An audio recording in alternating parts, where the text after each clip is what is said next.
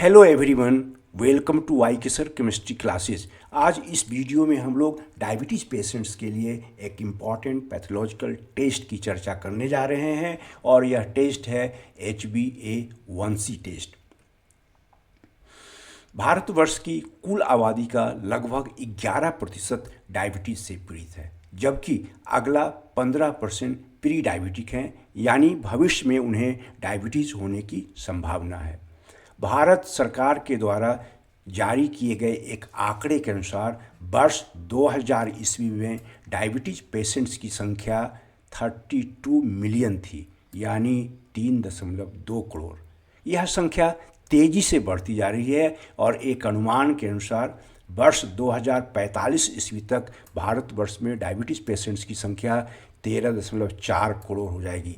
यह संख्या डराने वाला है, आंकड़ा डराने वाला है और डायबिटीज़ मुख्य रूप से हमारे लाइफ स्टाइल और खान पान से संबंधित है। तो सबसे पहले हम लोग देखेंगे HbA1c टेस्ट का क्या महत्व है। यह डायबिटीज़ के डायग्नोसिस और मैनेजमेंट में मदद करता है। डायबिटीज़ की जांच और उसके प्रबंधन यानी उसको नियंत्रित रखने में HbA1c टेस्ट पिछले 3 महीनों में एवरेज ग्लूकोज लेवल को रिप्रेजेंट करता है और साथ में यदि डायबिटीज़ का कोई उपचार चल रहा है तो वह उपचार कितना कारगर है उसके मॉनिटरिंग में यह हमें मदद करता है। और सबसे बड़ी बात, इसमें ब्लड सैंपल रैंडमली ले सकते हैं, खाने के बाद भी ले सकते हैं, खाने के पहले भी ले सकते हैं, इसमें कोई बाध्यता नहीं है। तो HbA1c टेस्ट के बारे में जानने से पहले हम लोग जानेंगे व्हाट इज़ हेमोग्लोबिन। हेमोग्लोबिन एक प्रोटीन है जो हमारे रेड ब्लड सेल्स में पाया जाता है। दिस इज़ ब्लड वेसल जिसके अंदर ब्लड प्रवाहित हो रहा है और उस ब्लड के अंदर है RBC, रेड ब्लड सेल, और यह सेल बना होता है, इस सेल में RBC में प्रेजेंट होता है हेमोग्लोबिन। इसमें आयरन कंटेनिंग पॉर्फिरिन रिंग है जिसे प्रोस्थेटिक ग्रुप कहते हैं। दिस इज़ हेमोग्लोबिन का नॉन प्रोटीन पार्ट को हम लोग हेम कहते हैं। यह आयरन कंटेनिंग पॉर्फिरिन रिंग है और इसमें एक पॉलीपेप्टाइड चेन भी है जो ग्लोबिन का है। पॉलीपेप्टाइड चेन अमीनो एसिड से बना होता है। This is globin. Globin A protein part हुआ, ए नॉन प्रोटीन पार्ट हुआ। हेम प्लस ग्लोबिन मिलकर बना हेमोग्लोबिन। और यहाँ पर जैसा कि हम लोग देख पा रहे हैं, हेमोग्लोबिन के एक मॉलिक्यूल में Fe2+ आयनों की संख्या 4 है और प्रत्येक Fe2+ के साथ एक O2 मॉलिक्यूल जुड़ सकता है। और हेमोग्लोबिन का मुख्य काम है लंग्स से ऑक्सीजन को ढोकर बॉडी के टिश्यूज तक पहुंचाना। अब हम लोग देखेंगे हेमोग्लोबिन कितने प्रकार के होते हैं। हेमोग्लोबिन 3 प्रकार के होते हैं और सबसे पहला है HbA। एक वयस्क मनुष्य के शरीर में जो हेमोग्लोबिन है उसका 98% तक HbA होता है, जबकि लगभग उसमें 2% HbA2 होता है। वयस्क के शरीर में हेमोग्लोबिन मुख्यतः HbA होता है, जबकि नवजात शिशुओं के ब्लड में जो हेमोग्लोबिन है वह मुख्य रूप से HbF होता है। तो हम लोग चूँकि डायबिटीज़ वयस्क मनुष्य में मुख्यतः होता है, इसलिए हम लोग HbA की बात करेंगे। Reaction of haemoglobin with blood glucose. Haemoglobin चूँकि हम लोग जैसा बताए हैं कि एक प्रोटीन है, उसमें पॉलीपेप्टाइड चेन होते हैं और उस पॉलीपेप्टाइड चेन में कुछ फ्री अमीन ग्रुप्स होते हैं।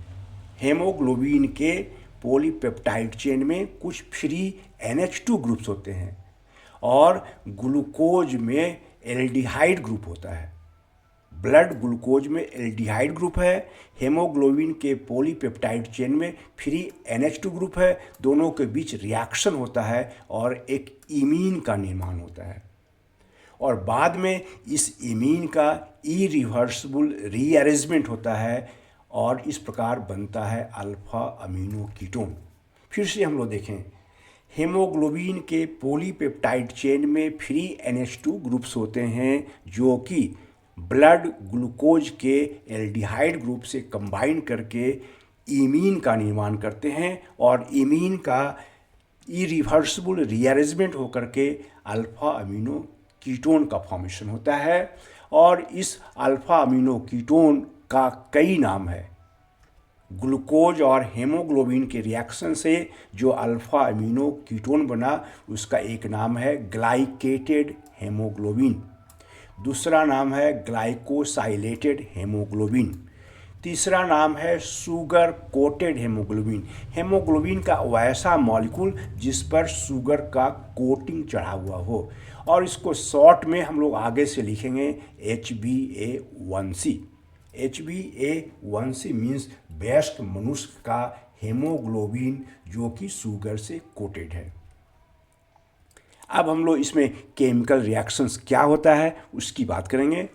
This is D glucose molecule present in blood, इसमें एल्डिहाइड ग्रुप है यहाँ पर और HbA वयस्क मनुष्य का हेमोग्लोबिन के पॉलीपेप्टाइड चेन में फ्री NH2 ग्रुप होता है। इन दोनों के बीच रिएक्शन होगा NH2 और CHO के बीच और इसमें से पानी निकलेगा, यहाँ से O और यहाँ से H2 वाटर मॉलिक्यूल निकल गया और फॉर्मेशन हुआ एक इमीन का, जैसा पीछे हम लोग बताए हैं और इमीन में CH डबल बॉन्ड N होता है। इस इमीन का इरिवर्सिबल रीअरेंजमेंट होगा और यह कन्वर्ट हो जाएगा अल्फा अमीनो कीटोन में। दिस इज कीटोनिक ग्रुप, ये अल्फा कार्बन है, अल्फा कार्बन पर एमिनो ग्रुप है अल्फा अमीनो कीटोन और जिसका शॉर्ट नाम है HbA1c। अब हम लोग देखेंगे इंसुलिन क्या है और इसका क्या रोल होता है हमारे शरीर में। इंसुलिन एक हार्मोन है जो कि हमारे पैनक्रियाज के बीटा सेल्स के द्वारा उत्पन्न होता है।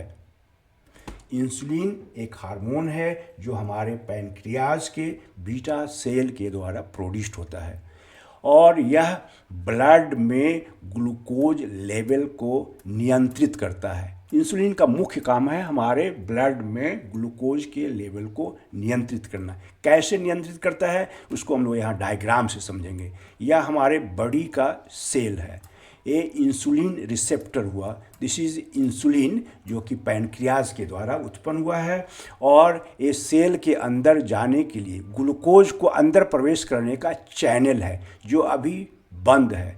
लेकिन जैसे ही इंसुलिन मॉलिक्यूल इस इंसुलिन रिसेप्टर के साथ जुटेगा ग्लूकोज का दरवाज़ा खुल जाएगा और ग्लूकोज सेल के अंदर जाएगा और सेल के अंदर जाने पर उस ग्लूकोज का यूज होता है एनर्जी प्रोड्यूस करने के लिए। यानी इस तरह से हम लोग कह सकते हैं इंसुलिन एक चाबी है जो कि ग्लूकोज मॉलिक्यूल को ब्लड से सेल के अंदर जाने के लिए अलाउ करता है।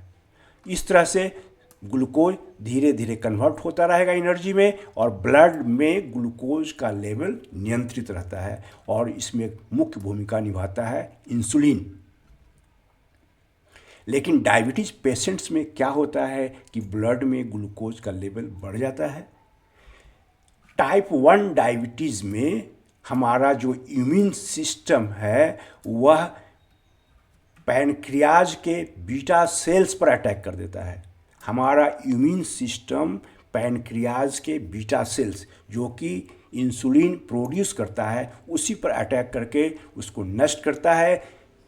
और टाइप 2 डायबिटीज़ में इंसुलिन तो बनता है लेकिन हमारा जो शरीर का सेल है स्पेशली लीवर और मसल्स का सेल उसके प्रति सही ढंग से रिस्पॉन्ड नहीं करता है। टाइप 1 डायबिटीज़ में इंसुलिन कम बनता है जबकि टाइप 2 डायबिटीज़ में इंसुलिन बनता है, लेकिन हमारा बॉडी का सेल उसके प्रति रिस्पॉन्ड, सही प्रतिक्रिया नहीं देता है। इन दोनों ही केस में ब्लड ग्लूकोज जो है कंज्यूम्ड नहीं होता है सेल के द्वारा फॉर कन्वर्सन इनटू एनर्जी। हमारा सेल ब्लड ग्लूकोज को एनर्जी में बदलने के लिए खपत नहीं कर पाता है दोनों ही केस में, और हमारे ब्लड ग्लूकोज का लेवल बढ़ जाता है। अब देखें हम लोग HbA1c टेस्ट का रिजल्ट क्या बतलाता है। The amount of HbA1c formed is directly proportional to the concentration of blood glucose. हमारे ब्लड में ग्लूकोज का लेवल, ग्लूकोज की मात्रा जितनी ज़्यादा होगी उतना ज़्यादा क्या बनेगा, HbA1c। यानी HbA1c यदि हम लोग HbA1c डिटरमाइन कर लिए तो इससे पता चलेगा कि ब्लड में ग्लूकोज का लेवल क्या है। Thus the measurement of HbA1c is a way to determine the blood glucose level. फिर से समझे हम लोग, हमारे ब्लड में ग्लूकोज का लेवल जितना ज़्यादा होगा उतना ज़्यादा HbA1c बनेगा, यानी शुगर कोटेड हेमोग्लोबिन। और उल्टा हम लोग कह सकते हैं कि HbA1c का जितना ज़्यादा वैल्यू होगा हमारे ब्लड में ग्लूकोज का लेवल उतना अधिक है। HbA1c test value indicates what percentage of haemoglobin molecules are glycated. HbA1c test का वैल्यू हमें बतलाता है कि हमारे शरीर में जो टोटल हेमोग्लोबिन है उसका कितना प्रतिशत ग्लाइकेटेड है, शुगर कोटेड है। इसको एक एग्जाम्पल से हम समझें। मान लिया कि किसी पेशेंट का HbA1c टेस्ट वैल्यू 5 है। इसका मतलब हुआ उसके शरीर में जितना हेमोग्लोबिन है उसका 5% शुगर कोटेड है, ग्लाइकेटेड है। Life time of HbA and HbA1c, हमारा जो हेमोग्लोबिन A है HbA, उसका लाइफ पीरियड होता है 120 दिन, यानी 3 महीना लगभग। और यदि इस हेमोग्लोबिन के साथ ग्लूकोज जुट जाए तो इसको हम लोग शुगर कोटेड हेमोग्लोबिन यानी HbA1c कहते हैं, और इसका भी लाइफ पीरियड सेम होता है। जितना HbA का लाइफ पीरियड है 120 दिन, उतना ही लाइफ पीरियड है HbA1c का, यानी शुगर कोटेड हेमोग्लोबिन का। बाद में 120 दिन के बाद यह टूट जाता है कई फ्रैगमेंट्स में, वह फ्रैगमेंट्स फिर से बोन मैरो में आपस में जुट के हेमोग्लोबिन का निर्माण करते हैं। इस तरह से HbA1c का जो टेस्ट का जो वैल्यू है वह विगत 3 महीनों में हमारे ब्लड में ग्लूकोज के लेवल को प्रेजेंट करता है। HbA1c का जो रिजल्ट आता है वह पेशेंट के ब्लड ग्लूकोज का एवरेज लेवल 3 महीनों में प्रदर्शित करता है। EAG estimated average glucose and HbA1c test value. हम लोग HbA1c टेस्ट वैल्यू को एक मैथमेटिकल रिलेशनशिप की सहायता से एस्टिमेटेड एवरेज ग्लूकोज लेवल में बदल सकते हैं, और इसके लिए एक फार्मूला है estimated average glucose is equal to 28.7 into HbA1c test value minus 46.7, और यह रिजल्ट आएगा मिलीग्राम पर लीटर में। मान लिया कि किसी पेशेंट का HbA1c वैल्यू है 5.7, यानी उसके शरीर का टोटल हेमोग्लोबिन का 5.7% ग्लाइकेटेड है। अब इसको हम लोग एस्टिमेटेड एवरेज ग्लूकोज में बदलेंगे इस फार्मूला की सहायता से। 28.7 मल्टीप्लाइड बाई 5.7 माइनस 46.7, और इसको सोल्व करने पर आया 117 मिलीग्राम पर लीटर। यानी यदि किसी पेशेंट का HbA1c टेस्ट वैल्यू 5.7 है तो एस्टिमेटेड एवरेज ग्लूकोज 117 मिलीग्राम पर लीटर हुआ। HbA1c टेस्ट रिजल्ट एवं उसका इम्प्लीकेशंस। किसी पेशेंट का HbA1c टेस्ट का जो रिजल्ट है उसके मेडिकल कंडीशन को रिप्रेजेंट करता है। यदि उसका HbA1c टेस्ट वैल्यू 5.7% से कम हो तो नॉर्मल है, उसको डायबिटीज़ नहीं है। लेकिन यदि उसका HbA1c टेस्ट वैल्यू 5.7 से 6.4 के बीच हो तो वह प्री डायबिटिक है, यानी भविष्य में उसे डायबिटीज़ होने की संभावना है। और यदि 6.5% से ज़्यादा हो HbA1c टेस्ट का वैल्यू तो वह डायबिटीज से पीड़ित है, वह व्यक्ति डायबिटिक है, उसे डायबिटीज़ के उपचार की ज़रूरत है। Thank you for watching the video. यदि वीडियो आपको अच्छा लगा है तो काइंडली इसे लाइक कर दें। यदि आप चाहते हैं कि यह जानकारी आपके फ्रेंड्स तक पहुंचनी चाहिए तो काइंडली उन्हें शेयर करें।